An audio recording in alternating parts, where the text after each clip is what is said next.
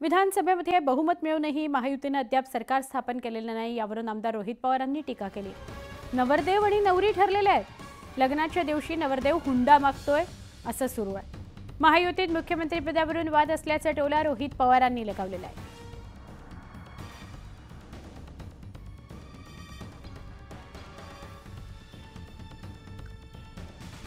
रोहित पवार यांनी महायुतीवर टीका केलेली आहे। एवढं बहुमत मिळून सुद्धा सत्ता स्थापन होत नाही, यावरून त्यांनी टीका केलेली आहे।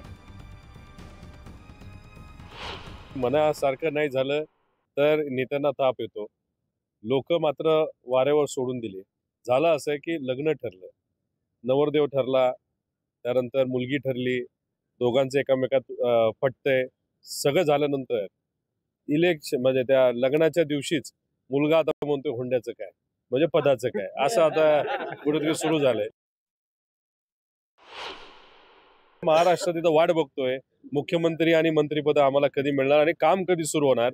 त्यात एक रुसतोय, एक नाराज होतोय आणि एक आजारी पडतोय।